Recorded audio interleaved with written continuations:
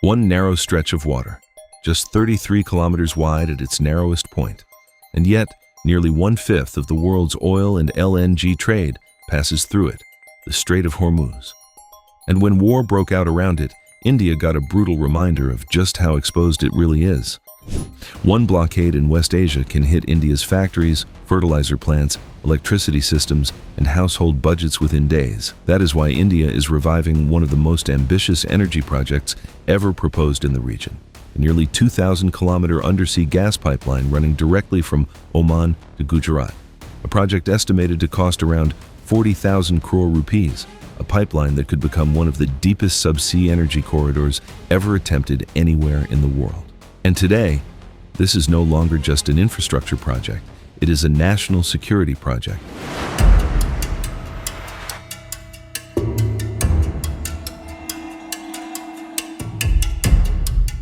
India's natural gas demand is rising rapidly. The country currently consumes around 190 to 195 million standard cubic meters of gas every day. By 2030, that number could rise to nearly 300 million. And LNG imports alone could touch 180 to 200 million cubic meters per day before the decade ends.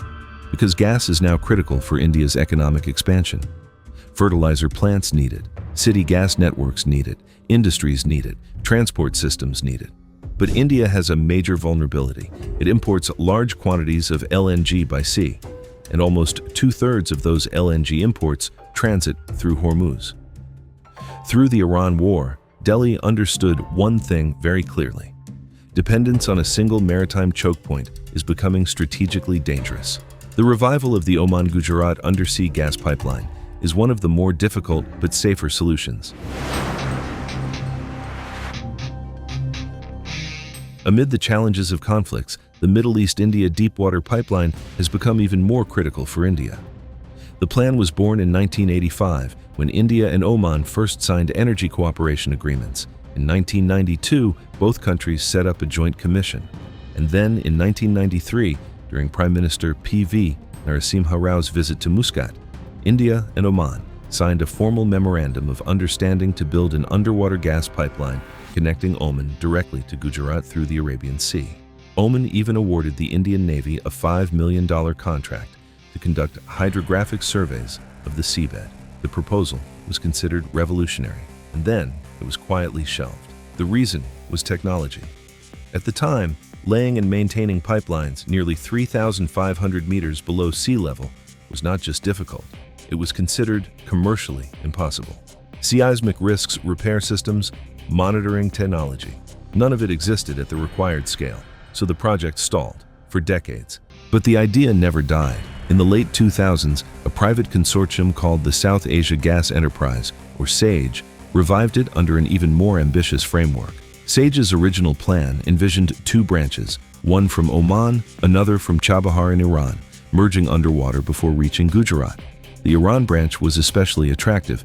It could potentially connect India to Turkmenistan's enormous gas reserves through regional networks. But then, U.S. sanctions on Iran made the Chabahar branch too risky. And so, today, India is focusing entirely on the Oman route, the safer, more stable, more diplomatically viable option. Advances in robotic underwater repairs, deep-sea pipe-laying systems, seabed mapping and monitoring technologies have made the impossible look increasingly achievable.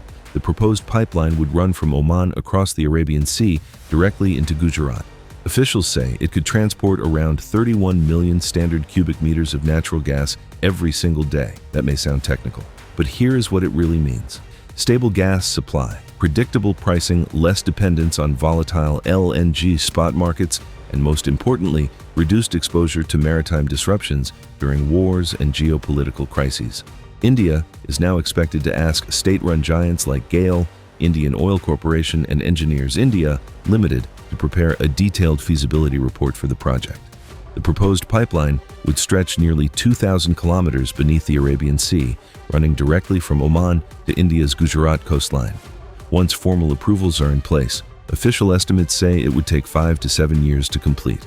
The pipeline is designed to carry 31 million standard cubic meters of natural gas every single day. That is a significant contribution to an economy that currently consumes between 190 and 195 million cubic meters daily. But here is the number that makes engineers sit up. The pipeline would descend to nearly 3,450 meters below sea level. That would make it one of the deepest subsea gas pipelines ever attempted anywhere in the world. And this is where China enters the story. Because Beijing solved this problem years ago, China spent nearly 2 decades aggressively building overland gas pipelines and strategic storage systems precisely to avoid maritime vulnerability.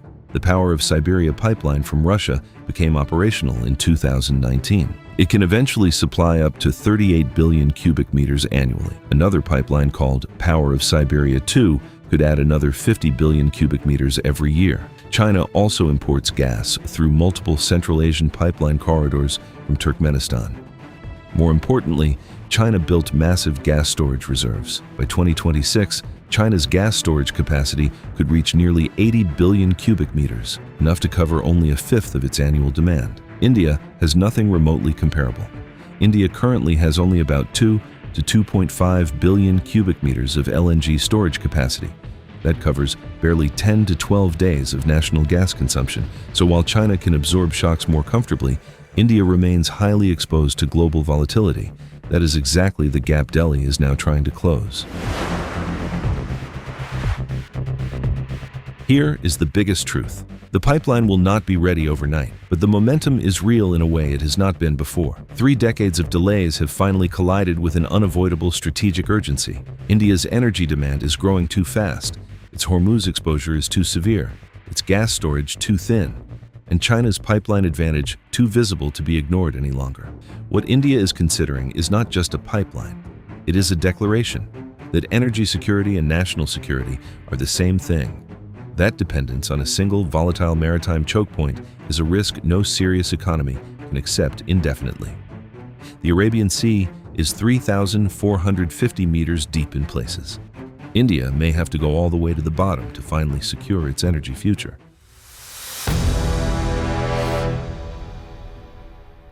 If they had a nuclear weapon, The old rules are breaking. Alliances are shifting. Apologize again to the victims of the paedophile Jeffrey Epstein. Wars are redrawing maps. Oil routes can shake economies overnight. One election in America can impact markets in Mumbai. no tax on tips. One move by China can alter the balance in Asia. One conflict in West Asia can hit every Indian household. This is no longer a distant story. This is our story. Your story. Because for the first time in decades, India is not watching from the sidelines. India is rising. India is negotiating. India is balancing rivals. India is building military strength. India is shaping trade routes. India is becoming central to the new global order. And yet, most global news is still told through someone else's lens. Washington's lens, Beijing's lens, London's lens. But where is India's lens? Where is the platform that explains the world from our perspective? Welcome to India's Axis, a new destination for geopolitics, strategy and power seen through India's eyes, from Neighborhood Watch to the biggest global stories that matter to you. Why tensions in the Taiwan Strait matter to India, how one move by China can affect India's security, what turmoil in Pakistan means for regional stability, how Bangladesh, Sri Lanka, Nepal, and Bhutan shape India's neighborhood, why oil choke points can hit your wallet, how wars abroad can reshape India's security. This is not noise. This is not shouting. This is not recycled headlines. This is sharp, intelligent storytelling. Daily explainers, war room analysis, strategic conversations. Because news is everywhere, but perspective is rare, and in the age of confusion, clarity is power. Axis is for the audience that wants more than headlines. The axis of global power is shifting. India is at the center of that shift. It's time the world was explained accordingly, to understand the world through India's strategic lens. Subscribe now.